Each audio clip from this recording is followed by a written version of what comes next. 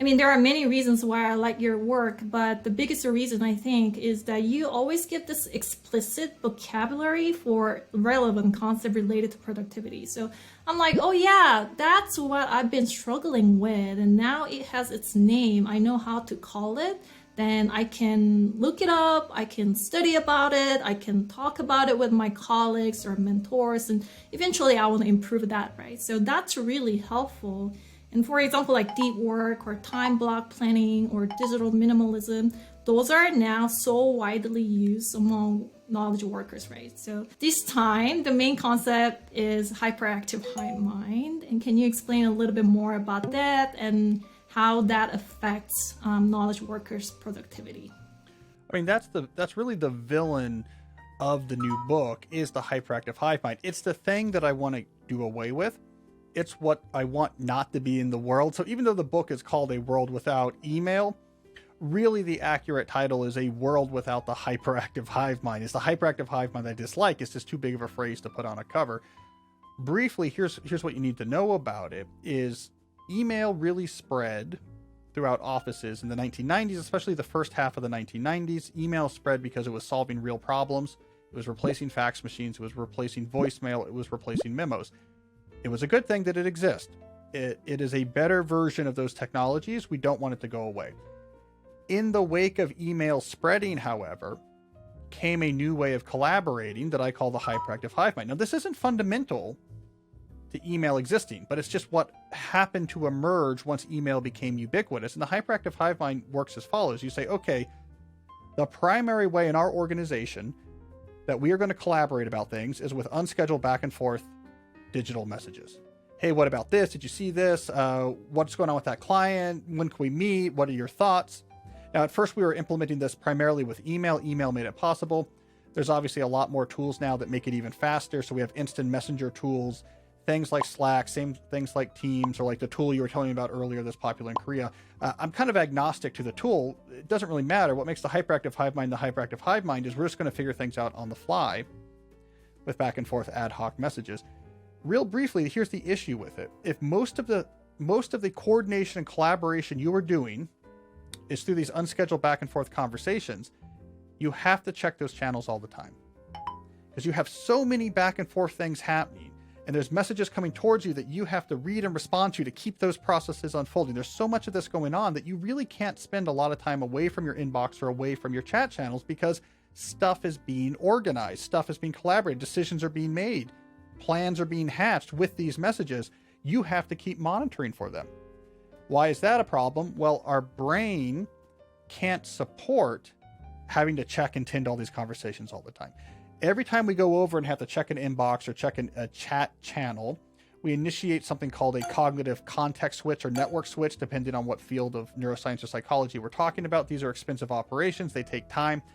So if we glance at an inbox, initiate a context switch, then bring our attention back to the main thing we're doing, we've just lost a significant amount of our concentration. Our ability to think clearly has been reduced. We're going to feel fatigue, and it can create a sense of anxiety. So by constantly having to check these channels to keep up with all these hyperactive conversations, we significantly reduce our brain's ability to think clearly, and we significantly increase the amount of fatigue we feel. So this is the kind of the core argument will unfold, in this interview, is that the hive mind, this hyperactive hive mind, though convenient and natural and flexible and easy, has been devastating to knowledge workers' ability to actually use their brain to do work. A Word Without Email is a very sexy title, obviously, but maybe the title that reflects the contents of the book be A Word Without Hyperactive Hive Mind Workflow. And I was thinking maybe it's about a word without unstructured workflow. And you are not saying that we don't need email at all. Types of email can be still useful. It's a good question. So in general, email is really good, for example, for broadcasting information, right? It's much more effective for me to email an essay to my email newsletter list than it is for me to make thousands of photocopies and put them in the mail and mail them. So it's very good for broadcasting information. If there's some new announcement, the cafeteria at the office building is serving meatloaf or whatever, that's a very good use of email. It's very good for delivering files and information, right? So one of the big initial selling points for email was, let's get rid of the fax machine. That was a really big deal. To attach a contract as a digital file on an email as opposed to having to messenger it across the city. That was a really big deal. It's also useful for non-urgent, non-interactive, quick questions. So if I have a question for you, you know the information, I know you know the information, I just need it from you, and non-urgently, email is better than trying to call you or do a voice message, right? Like, can you remind me again, for example, when the meeting is on Thursday? It's good use for email because it leverages the asynchrony of the medium. It will sit in your inbox until you're ready to look at it, and then you can give an answer right back. Where email becomes a problem, where the hyperactive hive mind begins to actually wreak its havoc, is when we use it for back and forth. When we start to use email or chat or whatever low friction tool we're using, when we begin to use it as the medium in which we're going to have interactive interactions, we're going to try to reach a decision, we're going to try to clarify something, we're going to try to devise strategy or make a plan. Anything that's back and forth, using that tool of email becomes a really poor choice. Well, there's two aspects here. One is the cost of the network switching, right? So every time we have to turn our attention from what we're doing to an inbox full of messages that are, some are urgent, they're from people we know who need things, and they're all different. This has to do with this project, this has to do with another project, this is a crisis. That is incredibly expensive from a neural processing perspective, because your brain rapidly begins to shift its neural clusters. What is it amplifying? What is it inhibiting? Trying to adjust to these new contexts. It's an expensive operation. And we abort these transitions almost immediately because really we're just looking for, our boss was going to send us a question and we had to see it real quick, but we've initiated this. And then we go back to writing the memo or whatever we were doing before, but we've already triggered this expensive context shift. Now we're trying to wrench our context back to the thing we were doing before. And now we're trying to stop that context shift and reinitiate another context shift to the memo we're doing. But before we can complete that, we go back and look at an inbox and stop that switch and start another switch. Our brain is not meant to do that.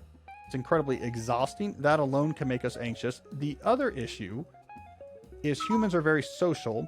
We take one-on-one interaction very seriously, right? It's key to our survival throughout most of our species history. That part of our brain is very uncomfortable with this notion that at any moment, piling up in an inbox are people who need you that you're not responding to.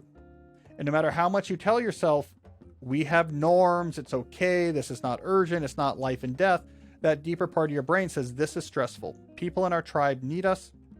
We're ignoring them. Our survival could be at stake. Next time there's a famine or whatever, they're not going to share their food, right? That is really deeply ingrained, and we can't talk ourselves out of those deeply early human anxieties because they're too deeply ingrained in the way our brain works. So we also just feel this constant anxiety that people need us, we're not getting to them, and then we're paying that price, which is immiserating of this constant context shifting. There have been many different strategies that have been tried by different companies and teams, and probably specifics and details will be different, but was there any overarching theme or idea or any shift in mindset that successful strategy had in common? Well, here's the big thing. The big idea when you're thinking about solutions is forget the inbox. This has been our biggest problem, is we've been trying to solve this problem in our inbox. Oh, we got to have better habits. We got to check our inbox less. We have to write better subject lines. We need better norms in our organizations about how quickly to expect responses. We need to not check email at home. We need to, all of these type of solutions to focus on the inbox, they're not going to solve the problem. And here's why. If your underlying issue is that the hyperactive hive mind is the primary workflow you use to collaborate in your organization, then people need to be checking their inbox all the time.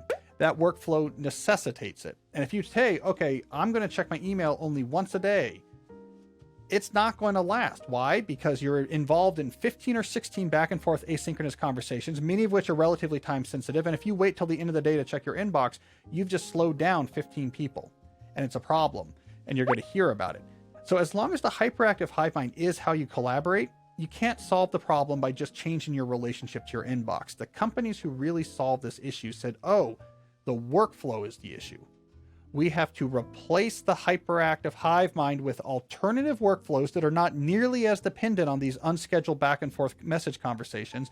If we do that, the pressure in your inbox dissipates, and the need to check these inboxes all the time naturally goes away. That's the really big shift I'm trying to make in this book, is stop thinking about how you interact with your inbox and start thinking about how your workflows generate the messages that end up in that inbox in the first place. I'm an executive, I'm not a manager, I'm just individual or employee. I wonder if I could just make some changes at an individual level and take an advantage of new way of working, new workflow.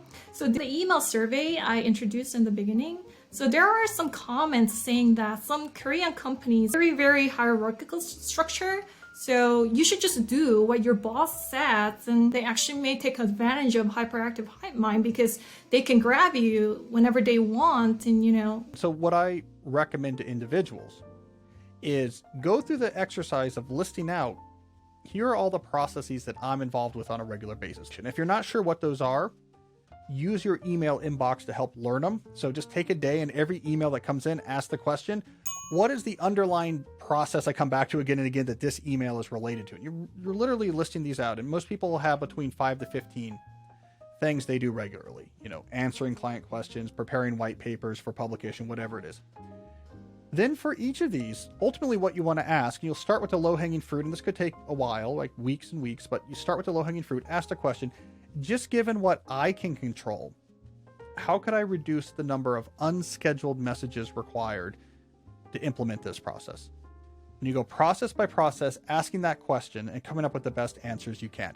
Now, there's some very important social engineering to do here, and I talk about this a little bit in the book. The key thing is when you make changes, right, is that if you want to work properly with other people's psychology, the simple rule is if someone has a say in a change, they are much more likely to support it than if they feel like they don't have a say and therefore it's just being imposed on them. This is a really key piece of psychology, right? So if I feel like you've done something that's going to make my life harder and I had no say in that, my instinct is to say, I don't like this. I don't like this at all. And if I'm above you in a hierarchy, I'm going to be like, no, I don't like this, honey. Like we're not doing this, right? And so you really have to be careful to avoid triggering that psychology as you make these changes. So if a team gets together and says, as a group, let's figure out better processes, that works really well. You should be very clear about it. We're doing this instead of just sending emails, and everyone's involved. That might stick. But if you're making a change and then you tell your boss, okay, you can't just email me anymore. You have to do this other thing. They just hear it as you're bringing a hardship on me that I had no say in. I don't even care if it makes sense. I'm going to resist it. So what you do is you don't tell people. You don't make a big show about it. You just start to make the changes and you execute. And if something pops up and someone gets upset about it, then in that circumstance you can apologize if needed and try to figure that out. But don't if you're just making changes on your own, just make them quietly. What can I do with what I can control to reduce the back and forth messages? And we can get into some examples of this in a bit if you want, but that's my big picture point is just you change what you can control can take a lot of pressure out of that inbox. And probably the best way, if it's just you making the changes, is to just make the changes without putting in everyone else's face the fact that you're making changes or the philosophy behind the changes or that Cal Newport told you to make the changes. It's better just to do them and apologize only if and when they cause trouble. So that will still work, and we can still move away from hyperactive hive mind workflow. So to me, the ultimate solution is going to be teams. That's the right scale. In a perfect world, teams make up the rules for themselves, right? So what you really need in a perfect world is from the top of an organization, the clear messaging that we don't like the hive mind and we absolutely want our teams to figure out alternatives that work for them. But then the actual alternatives come up at the team level, because if you try to figure this out at the top, if the CEO of Samsung says, I'm going to figure out the alternative for the hive mind for all of our employees, right? It's going to be impossible to do that all from the top, and it's going to become bureaucratic and make things worse, right? So you got to be flexible when you're making these changes. What we can change them real quick. Everyone had a say, right? That's the ideal world. If you're just making the changes on your own, all right, it's not going to be as good as if your entire team was like, we're all on board with this, right? With the blessing of our supervisors, but it's going to be much better than what's going on now. There is a lot of low-hanging fruit that you can fix that can significantly reduce. And again, this is the key metric. Unscheduled messages required for you to receive and respond to in order to execute this process. And why is unscheduled messages the right thing to look at? Because that's a proxy for context shifting. If the way you implement your process is going to just be they'll grab you when they need you and you'll let them know and then they'll go back and forth, if that's the way that you're going to implement something, you're going to have to check those inboxes all the time, because you can't let these conversations drag out over many days. So the key metric to always be thinking about is not the number of emails in your inbox. It's not how long you spend writing or receiving emails. right? It's not subject lines. It's not how many times. The key thing you should think about is how many unscheduled messages will be sent and received and responded to in order to get this done. And I'll just give you a very quick example of this. Like, let's say your boss is like, let's meet. The easiest thing to do in the moment is to just say, great, when are you free? And then they'll say, well, how about Monday? And you're like, well, I'm busy Monday. How about Tuesday, right? And you're going to kick off this back and forth. There will be many unscheduled messages in this back and forth to find a meeting time. So let's say there's 10 back and forth messages. 5 of those are coming towards you. Because you're trying to set up a meeting for this week, you can't let this drag out over many days, right? So you need to be waiting for your boss's message to come in so you can respond right away. Let's say you check your inbox 10 times per message received in this interaction. You've just generated 50 inbox checks in a 24 to 48 hour period just for this one interaction. Once you recognize that, now imagine this alternative approach. Your boss says, let's meet. And you're like, I'm going to take 5 minutes. I'm going to look at their calendar, see when they're free. I'm going to look at my calendar. I'm going to list out in an email 10 different options that could work, that match their calendar, match my calendar, and say, okay, I've looked at your calendar. I've looked at my calendar. Here's 10 different options the next week that all seem like they might work. You know, just highlight the one that works best for you. In the moment, you're like, oh, this is terrible. I'm wasting 5 minutes. I could have just said, when do you want to meet? Send, and it's off my plate, right? But that 5 minutes you spent right there just saved you 50 inbox checks. And each of those 50 inbox checks was going to get you 5 to 15 minutes of reduced cognitive capacity because of the context switching. So you've just saved yourself hours and hours and hours of frustrated, low capacity, reduced cognitive capacity work by spending 5 minutes right now to write that better message. And so, like, don't think about what's fastest. Don't think about what's convenient. Don't think about time.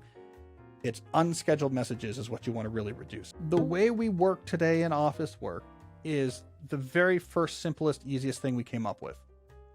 And if you look at the history of any other intersection of technology and commerce, we never stick with the very first, simplest, most convenient way we came up with to do that work. Over time, we get smarter, more intentional about how we deploy the technology. And almost always these smarter, more intentional ways of doing it are less easy, are less convenient, less flexible. They often require more overhead. They often require extra investment. They often require little bad things to happen while you're trying to figure out how it works. That's the history of technology and commerce. So the idea that this first easy, convenient, kind of simplistic way we decided to work in the age of knowledge work with networks, which is just rock and roll back and forth messaging. The idea that that is the right way to work and we're just going to stick with that is both ahistorical and arrogant. Of course we're not. We are not going to be working this way forever. The only question I have for people is whether you're going to be ahead of the curve to move past the hive mind or lagging behind it. And I think there's great advantage to be ahead of the curve. So have hope. This way of working is going away. This is just about whether or not we want to get ahead of that trend. Is there anything that you want to specifically mention to Korean readers, lastly? I'm excited for all the support that Korea has shown for all of my books, and I need to get out there, I guess. You know, I think I need to plan a post-pandemic trip. I need to make my make my way to some of the places where I haven't been yet, but I know the books are popular.